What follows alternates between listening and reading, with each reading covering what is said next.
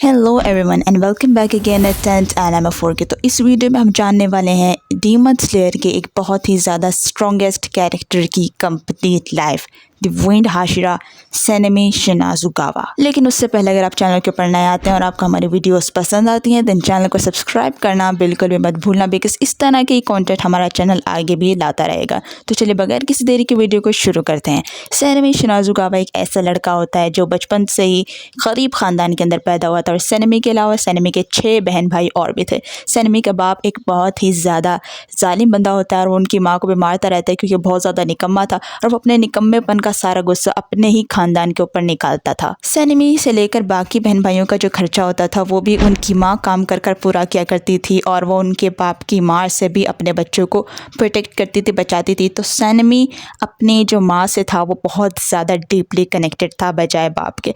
तो एक दिन सेनेमी और गेन्या यानी सेनेमी का एक और भाई, वो दोनों कहीं जा रहे होते हैं कि किसी काम के सिलसिले में सामान इधर से उधर कर रहे होते हैं। तो उतने में गेन्या सेनेमी को बताता है कि पिछले किसी दिनों में किसी ने उनके बाप को चाकू से मार डाला। तो सेनेमी कहता है कि अच्छा ही हुआ, हमारा इतना कोई ख़ास रिलेशन अपने बाप के साथ नहीं था, अच्छा वो हमारी ज़िंदगी से चले गए, अब कम से कम हम सुकून से रह पाएंगे। बट इतने में सेनेमी को रियलाइज़ होता है कि उनके ख़ानदान को अब किसी ऐसे शख्स की ज़रूरत है जो उनको ठीक से प्रोटेक्ट कर सके। तो सेनेमी वहाँ पर रुकता है और गेन्या अपने छोटे भाई को बताता है कि आज से हम दोनों अपने पूरे फैमिली को, सिबलिंग्स को और अपनी माँ को प्रोटेक्ट करेंगे, हम उनका ध्यान रखेंगे। और गेन्या इस बात के लिए अच्छे से हामी भर लेता है।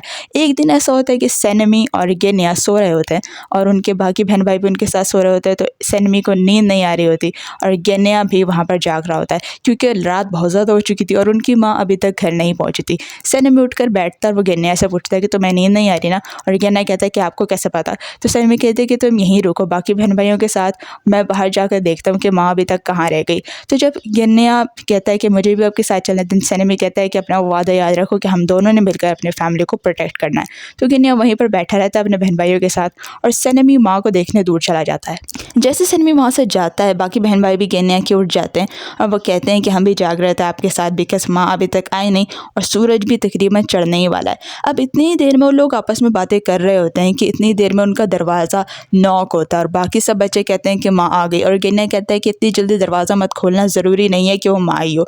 लेकिन वो उनकी माँ ही थी जो कि दरवाज़ा तोड़कर वहाँ पर आती है और उन सबको मार डालती है क्योंकि वो एक डीमन बन चुकी थी। अब जैसे ही वो गेन्या पर हमला करने वाली होती है, सेनेमी वहाँ पर आ जाता है और वो खिड़की तोड़कर अपनी माँ को दूर ले जाता है। वो दोनों अपनी माँ को एक भेड़िया समझने लगते हैं और सेनेमी कहता है कि यहाँ से भागो।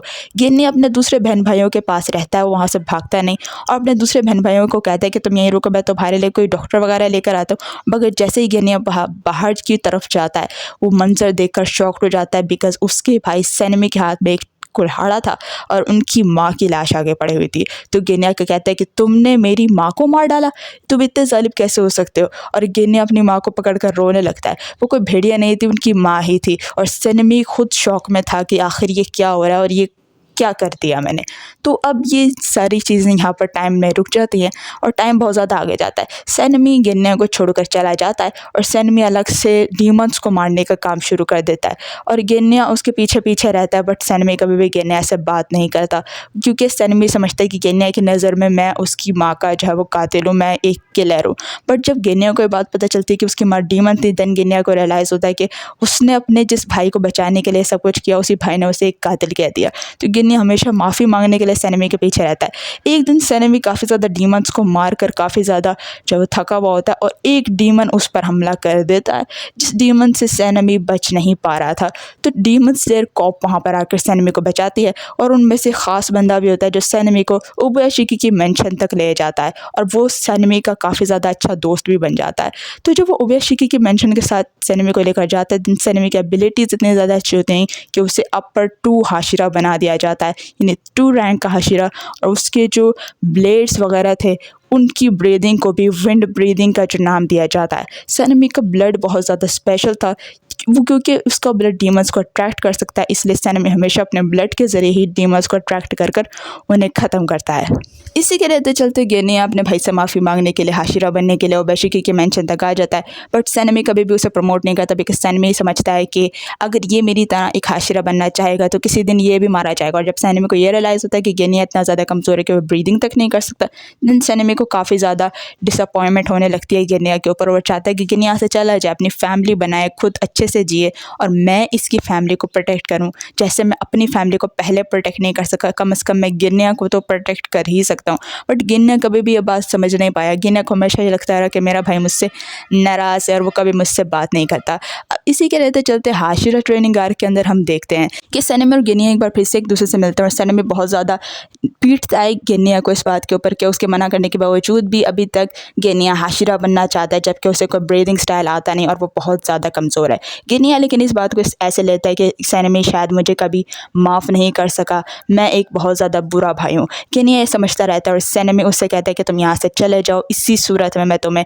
माफ़ करूँगा। तो इसी सूरत में टांजिरो वहाँ पर आ जाता है और टांजिरो बोलता है कि तुम मुझे डी एप्रिशिएट कर रहे हो। और सैनमी और टांजिरो की भी अच्छी खासी वहाँ पर फाइट हो जाती है और जेनेट्सु जो है वो लेकर भाग जाता है गेनिया को। अब यहीं पर टांजिरो रियलाइज़ करता है कि वो दोनों भाइयों के बीच का जो रिलेशनशिप था उसे ठीक करने में एक बार फिर से नाकाम हो गया।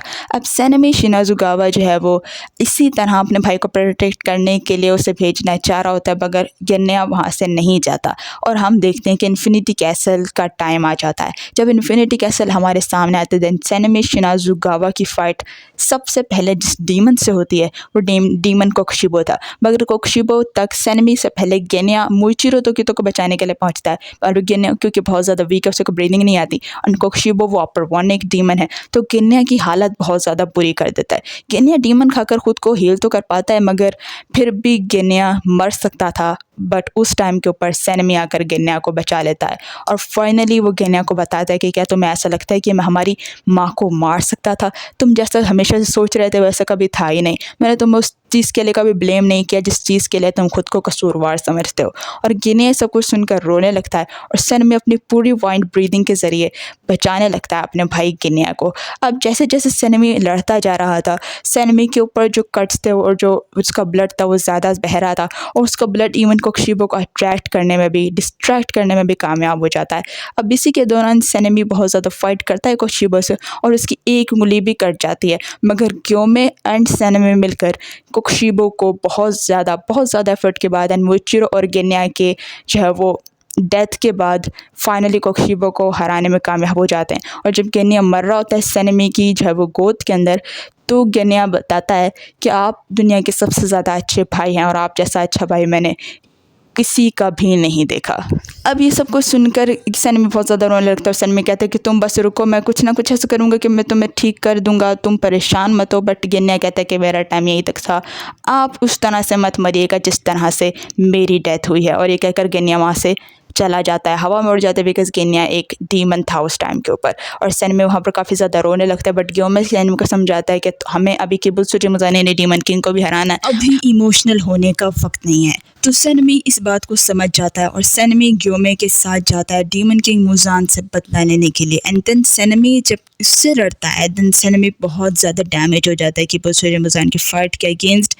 एंड सैनमी का मार्क कोक्शिबो की फाइट के डैमेज के वक्त अनलॉक हो चुका था और वो अपनी ब्लेड टोमियोगा के ब्लेड के साथ मैच करता है और उसकी ब्लेड भी रेड हो जाती है। अब सैनमी बहुत ज़्यादा एफर्ट के बाद डीमन किंग मोजान को बीच में से काटने में कामयाब होता है, मगर मोजान बहुत जल्दी अपने आप को हील कर पा रहा था। और इसी टाइम के अंदर सारे जो है वो हाशिरा टांजिरो समेत बहुत ज़्यादा पीटने लगते हैं किबुत्सुजी मुज़ान को, जिनमें सैनमी भी अपनी विंड ब्रीदिंग से अल्टीमेट कट्स जो है वो मारे जा रहा था मुज़ान की बॉडी के ऊपर।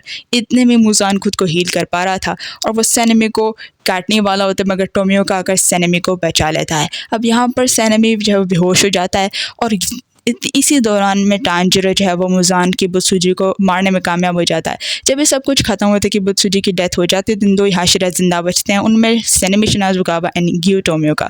अब इन दोनों के जिंदा बचने के बाद 1 महीने बाद जब सनेमी को होश आता है, तो सनेमी नेजुको को देखकर उसे अपना भाई की याद आने लगती है और वो नेजुको को सॉरी कर कर उसको काफ़ी ज़्यादा प्यार करता है। और इसी के साथ सनेमी वहाँ से चला जाता है नेजुको को गुड बाय कहकर। अब यहीं पर सनेमी शिनाजुकावा की लाइफ कंप्लीट होती है। अगर आपको मज़ीद हाशिराज़ की कंप्लीट लाइफ चाहिए देन आप कमेंट बॉक्स में ज़रूर बता सकते हो, और अगर मैंने कोई पॉइंट मिस कर दिया है देन वो भी आप मेंशन कर सकते हो। तब तक के लिए मिलते हैं नेक्स्ट वीडियो के अंदर। अपना बहुत ज़्यादा ख्याल रखना।